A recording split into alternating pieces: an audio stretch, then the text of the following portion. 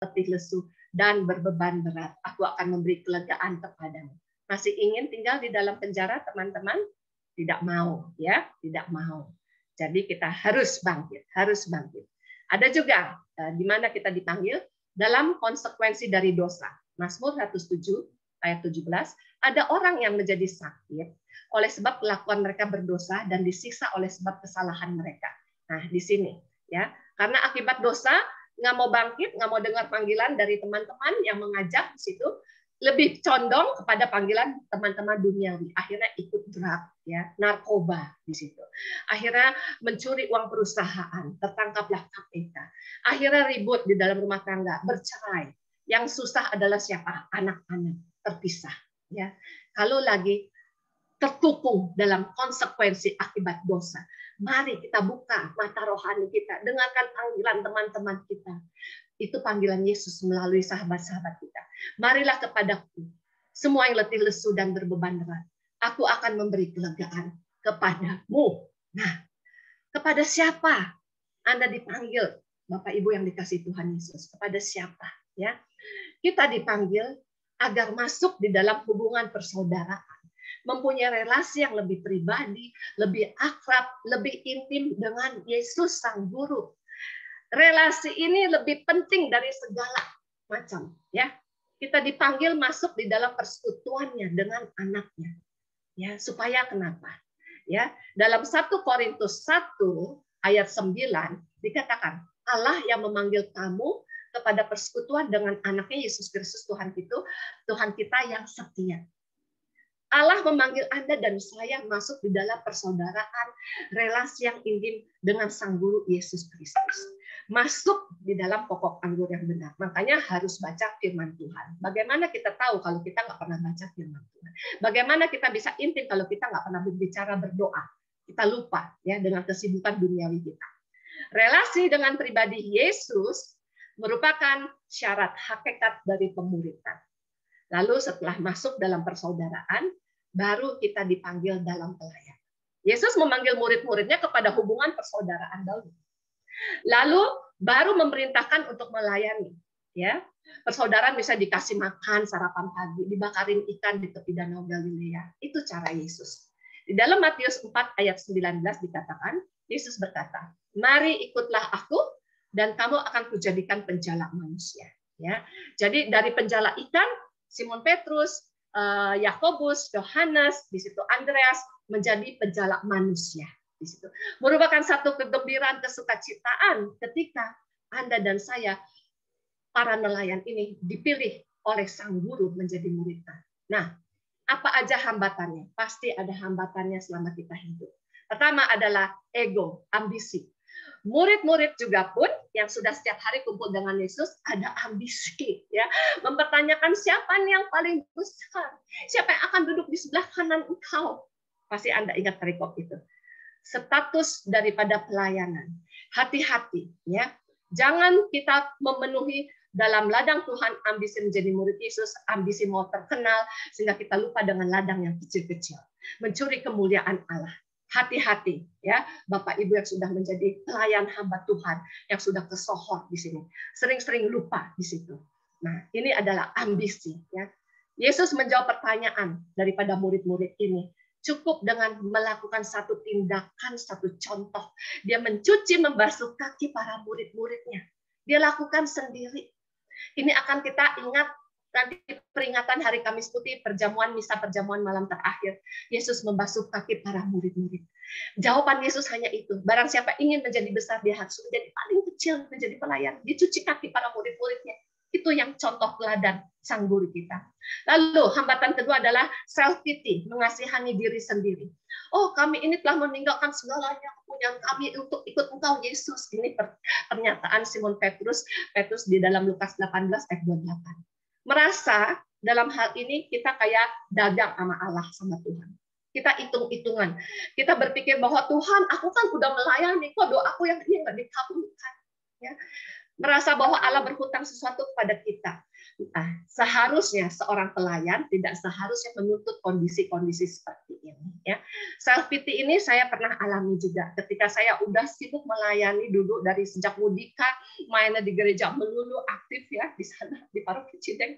Lalu ketika saya menikah, saya kepengen punya anak perempuan. Kok Tuhan nggak kasih? Sampai saya sempat waktu itu kecewa, down, mutung, sampai males berdoa. Tapi untung aja suami saya masih menghibur saya, ya, ngajakin terus ke PD. Di PD saya disiram lagi, disegarkan oleh firman-firman Tuhan. Makanya perlu itulah komunitas. Komunitas datang mendengarkan firman Tuhan. Jadi saya langsung bertobat lagi, ya. Saya merasa Tuhan, aku sudah melayani. Kok aku minta anak perempuan aja nggak dikasih? Anak kedua lahir lagi laki-laki. Anak ketiga saya mau sama anak keempat perempuan, jadi 2 laki 2 perempuan. Kok nggak dikasih? Akhirnya saya bilang sama Tuhan, kalau dikasih laki-laki lagi, saya nggak mau. Makanya anak saya cuma 2, Bapak Ibu. Ya, itulah hambatan dalam pelayanan, ambisi, self-pity. Ya, lalu yang diminta juga dalam pemuridan ketaatan dan kesetiaan. Kita mencontoh Mother Teresa dari Calcutta.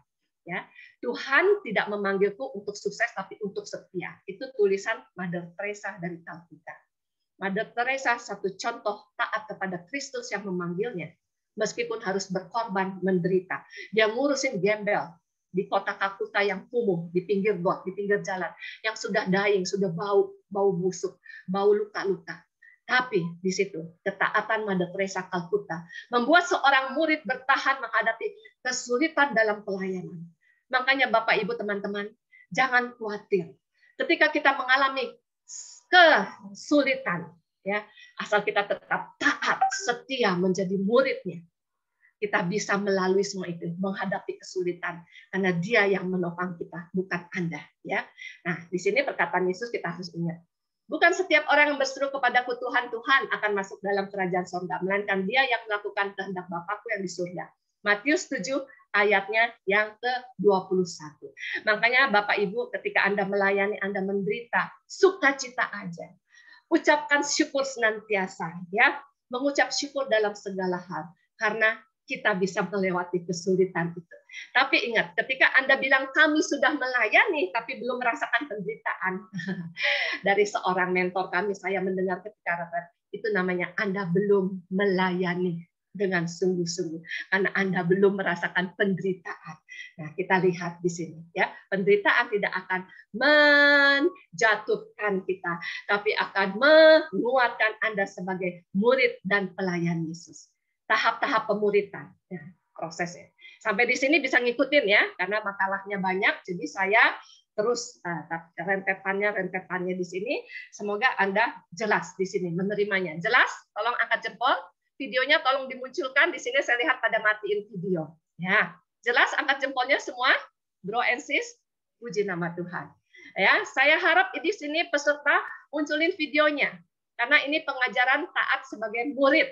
Karena kalau nggak munculin videonya, saya kurang yakin. Mungkin lagi goleran, lagi makan nasi goreng, babi goreng, atau sambil masak, ya, atau sambil di kamar mandi. Jadi munculkan video Anda mau taat di dalam pengajaran pemuridan, ya, di sini. Nah, kita lihat di sini tahap pemuridan, yaitu mereka ingin tahu. Kita juga awalnya ingin tahu. Saya juga ingin tahu apa sih itu datang ke persekutuan doa karismatik. Kok diajak-ajakin terus sih di situ, ya? Sama. Murid Yesus pun ingin tahu, ya.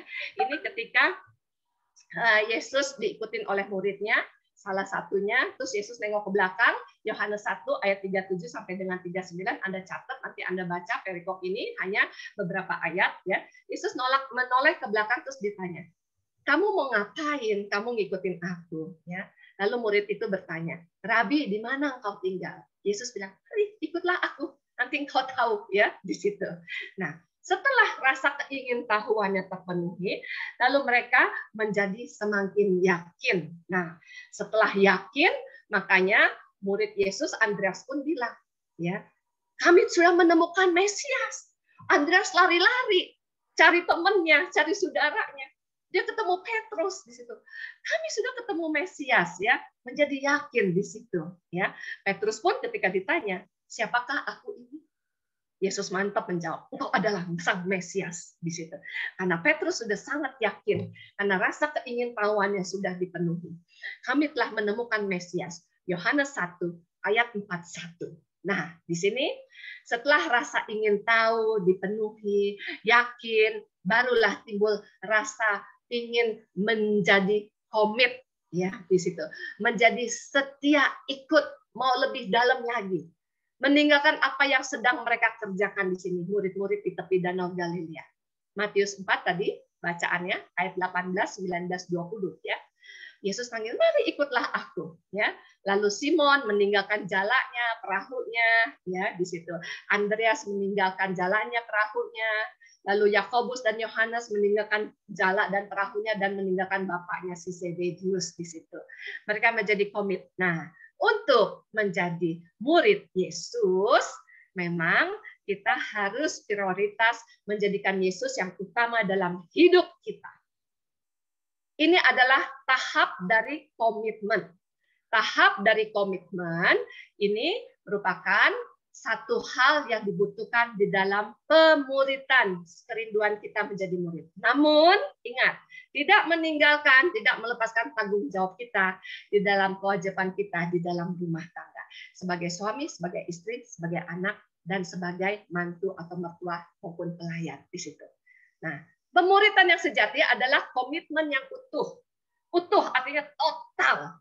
Ya, kita mau ikut Yesus. Di mana aja kita dibutuhkan, yes, aku ready, aku siap. Kepada Tuhan Yesus Kristus, komitmen yang utuh total kepada Tuhan Yesus Kristus guru kita. Ingat, dikatakan lagi, Allah tidak mencari orang yang hanya bersedia memberikan duitnya sumbangan. Oh, aku kan sudah mendermakan 10M, 5M segala macam setiap minggu atau setiap bulan, setiap periode. Tidak, ya.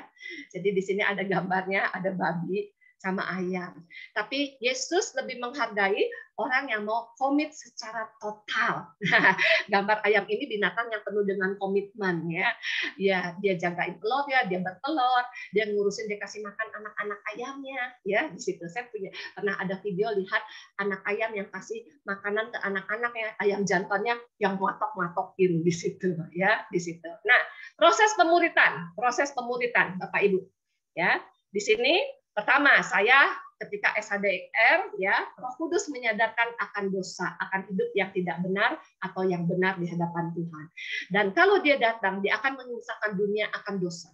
Yohanes 16 ayat 8 berbunyi, dan kalau dia datang, dia akan mengisahkan dunia akan dosa, kebenaran, dan penghakiman. Setelah Roh Kudus menyadarkan kita dari ulah dosa, Roh Kudus memperbaharui hidup saya, memperbaharui hidup Anda. Efesus 4 ayat 23 dikatakan supaya kamu dibaharui dalam roh dan pikiranmu di dalam roh Tuhan. Yang berikutnya proses pemuridan. Roh Kudus memberikan jaminan dan keyakinan yang lebih dalam lagi. Roma 8:16. Roh itu bersaksi bersama-sama dengan roh kita bahwa kita adalah anak-anak Allah. Roh Kudus memimpin Anda dan saya untuk bersaksi kemanapun. Roh Kudus yang memberikan ilham ketika kita mau berbicara. Nggak usah khawatir. Ya, proses dari pemuridan. Nah, ada 3 langkah menuju pemuridan, Bapak Ibu. Ya, 3 langkah menuju pemuridan. Ya, di dalam Yesaya 53 ayat yang 6 dikatakan bahwa problem utama manusia adalah manusia sering menempuh jalannya sendiri di situ. Menempuh egonya, keinginannya sendiri. Ya, kita lihat. 3 langkah yang utama menuju pemuridan. 1, berpaling dulu dari jalan ego, kedagingan kita, nafsu kita, keduniawian kita, keinginan kita. Yaitu tadi ya, kita mengalami pencurahan Roh Kudus. Kita benar-benar disentuh, dijamah di situ. Bahwa, aduh, aku nggak boleh lagi nih berbuat dosa. Aku nggak boleh lagi nih percabulan. Aku nggak boleh lagi nih lihat yang situs-situs pornografi. Aku nggak boleh lagi nih ngomong yang jorok-jorok, ngomong yang kasar-kasar kebun binatang. Aku nggak boleh lagi nih mabuk-mabuk pesta pora, ya, main cewek, main cowok. Nah, nggak boleh di situ, ya. Jadi mulai berpaling. Dari kedagingan Galatia 5, 19, 21. Ya, di situ. Menyesali dan bertobat dari dosa-dosa kita. Di dalam Kisah 2 ayat 38 dikatakan, jawab Petrus kepada mereka, bertobatlah dan hendaklah kamu sekalian masing-masing memberi dirimu dibaptis dalam nama Yesus Kristus untuk pengampunan dosamu, maka kamu akan menerima karunia Roh Kudus. Nah, setelah kita bisa menyesali, bertobat, atas dosa-dosa kita di situ. Bapak Ibu, kita memberi diri dibaptis. Ya, lanjutannya. Setelah berpaling, meninggalkan kedagingan kita. Kita mati terhadap jalan kita. Apa maksudnya? Mati terhadap jalan kita, yaitu jalan kedagingan kita. Jalan dosa kita yang kita dipenuhi hasutan-hasutan iblis-iblis dunia nih di situ ya. Supaya jauh dari Tuhan Yesus. Tidak mau baca firman, malas berdoa, tidak mau datang ke persekutuan, nggak datang di dalam komunitas. Pokoknya lebih enak ngedugem, clubbing, ke sana kemari di situ. Bukannya tidak boleh, Bapak Ibu. Tetapi ingat ya, kita kalau mengerti firman Tuhan, kita tahu yang mana yang benar dan mana yang tidak benar di situ. Bahkan di antara pergaulan kita pun kita bisa melihat yang benar dan tidak benar, yang bisa kita ikuti dan kita hindari di situ. Nah, mati terhadap jalan kita, yaitu mati terhadap dosa kita dengan dibaptis di dalam Roma 6 ayat 3 sampai dengan 5, yaitu menyalibkan kedagingan kita, menyalibkan dosa-dosa kita dan hidup dalam Roh Kudus. Roma 8 ayat 9. Nanti beberapa ayat saya tayangkan ya, Roma 8 ayat 9. Lalu setelah itu, nah, menempuhlah jalan Allah, menempuh jalan Tuhan di situ. Dari kita berpaling ya, seperti kita kalau dalam pelajaran SHDR di situ berpaling 180 derajat, enggak cuma setengahnya 90 derajat tuh kayak main yoyo sama dosa ya. Main yoyo entar diulur, ditarik, diulur, ditarik. Kayak main layangan, dikedet, diulur, dikedet, diulur di situ ya. Berbalik 180 derajat. Seperti kalau kita berjalan di bawah sinar matahari, itu bayangan kita semakin hitamnya, panjang dan besar kalau kita menjauhi Tuhan Yesus. Tapi ketika kita berjalan kepada terang cahaya sinar Tuhan Yesus, bayangan hitam kita menjadi semakin kecil di situ dan hilang bayangan hitam itu. Kita tinggalkan masa lalu kita yang penuh dengan kedosaan dan bangkit mulai menyesali, bertobat, mati di dalam dosa kita, lalu menyalibkan kedagingan kita dengan penyaliban Tuhan Yesus. Dan bangkit dengan kebangkitan Tuhan Yesus di situ. Lalu menempuh jalan Allah. Ketika kita menempuh jalan Allah, menerima pencurahan-pencurahan Roh Kudus kembali. Di-charge lagi kita. Ya, baterai HP yang sudah mulai lemot, di-charge lagi, dicolok lagi kepada sumbernya, yaitu apa? Firman Tuhan, doa, komunitas, pelayanan lagi di situ. 4 hal jari-jari roda kekristenan kita di dalam pelajaran SHDR. Mengizinkan Roh Kudus berkarya dalam diri Anda dan saya. Ketika kita mengizinkan Roh Kudus bekerja dalam diri saya dan diri Anda, ya, nanti akan muncul buah Roh Kudus. Nah ini, kalau tadi kedagingan, ya, yang paling bawah A itu yang warna merah, Galatia 5 19 20 21 hal kedagingan dan dosa. Ya, lawannya adalah lanjutan dari ayatnya, yaitu Galatia 5, 22 dan 23. Ketika kita menempuh jalan Allah, meninggalkan masa gelap kehidupan kita, mengizinkan Roh Kudus berkarya dalam hidup Anda dan saya, Anda pasti bisa mampu mengeluarkan buah Roh Kudus. Galatia 5, 22, 23. Ada 9 hal buah Roh Kudus ya di situ. Nah, kalau kita bisa menghasilkan buah Roh Kudus, Anda dan saya bisa menghasilkan menerima karunia Roh Kudus. Apa saja coba sifat-sifat dari 9 buah Roh Kudus? Galatia 5, 22, 23, siapa yang hafal? Apa sayang buahnya? Apa? Ayo. Kasih, sukacita, damai sejahtera, sabar, kebaikan, kemurahan, lemah lembutan, kesetiaan, penguasaan diri. Harus udah nempel di sini ya, apalagi teman-teman tim ya yang udah jadi pelayan, harus ingat 9 hal buah Roh Kudus.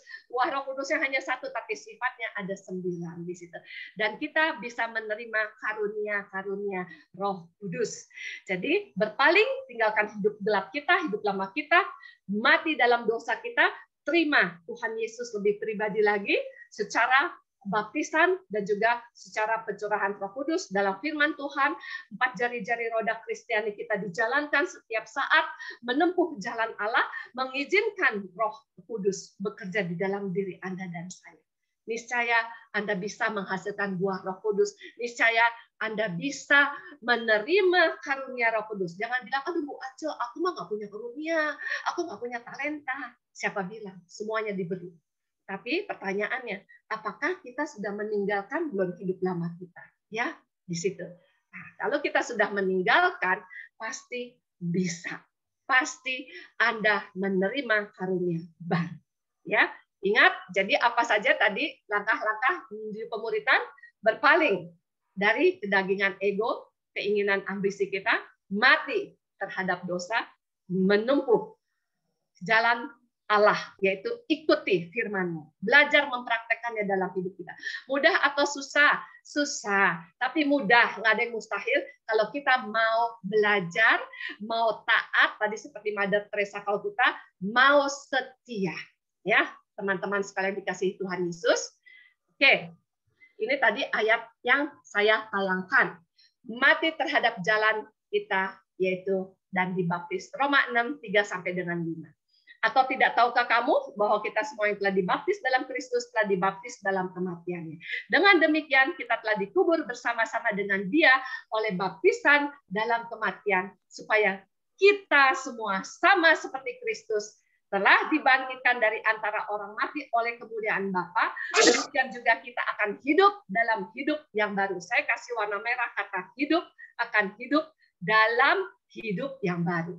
Itu hidup penuh dengan kuasa Roh Kudus, bukan kuasa ego kita lagi, ya, bukan zona nyaman kita lagi, keduniawian kita lagi. Ayat 5 dikatakan, sebab jika kita telah menjadi satu dengan apa yang sama dengan kematiannya, kita juga akan menjadi satu dengan apa yang sama dengan kebangkitannya. Yesus sudah mati buat dosa kita, buat Anda dan saya. Dia bangkit buat Anda dan saya. Niscaya kita pun akan mengalami kebangkitan. Makanya ketika kita dalam keberadaan tadi merasa diri terpuruk, ya, merasa dituduh dosa di situ, lalu mengalami konsekuensi dari dituduh karena kita manusia yang bejat di situ, bangkit di situ. Kebangkitan Yesus, karya kematiannya, kebangkitannya dan kenaikannya ke surga. Itu yang mengangkat kita semua. Menyalibkan kedagingan kita dalam hidup Roh Kudus. Roma 8 ayat 9. Tetapi kamu tidak hidup dalam daging, melainkan dalam roh. Nah, jika memang roh Allah diam di dalam kamu. Tetapi jika orang tidak memiliki roh Kristus, dia bukan milik Kristus. Jadi kalau kita hidup di dalam roh Allah, kita milik Allah. Tapi kalau kita tidak memiliki roh Kudus, roh Kristus, kita bukan milik Kristus. Amin, teman-teman, Bapak Ibu dikasih Tuhan Yesus, pengajaran bab 1 selesai sampai di sini. Saya akan tayangkan nanti ada beberapa pertanyaan sharing, ya, pertanyaan sharing. Pertama, peristiwa apa, bagaimana? Pertama, Anda dipanggil, ditarik, ditantang untuk menjadi murid Yesus, ya. Kapan tuh Anda ditantang, dipanggil menjadi murid Yesus? Kalau saya yaitu dalam tadi keberadaan kekeringan, ya, ribut sama suami di situ, gersang dalam rumah tangga, malas pulang ke rumah di situ. Nah, Tuhan pakai siapa? Tuhan pakai ayah saya almarhum, papi saya, untuk ngajakin. Dia tahu ketika saya pulang lagi berantem lu ya, iya, tapi papi saya nggak kepo. Nggak, kenapa lu? Kenapa laki lu? Kenapa enggak? Dia biarkan saya diam, tenang sampai saya izin pulang. Pap, aku pulang ya, dadah di situ, ya. Tapi papi mendoakan saya. Lalu ngajak-ngajak karismatik. Akhirnya saya ikut ke karismatik. Dalam keberadaan saya lagi kering, lagi gelap di situ, Tuhan panggil saya. Lalu hambatan apa yang terbesar menjadi murid Yesus? Hambatan saya pada saat itu adalah saya masih bekerja. Zona nyaman susah ditinggalkan, kedagingan susah ditinggalkan. Banyak yang berbeda dari sharing teman-teman pasti, ya. Hambatan apa? Lingkungan keluarga, ya. Kalau kita sepenuhnya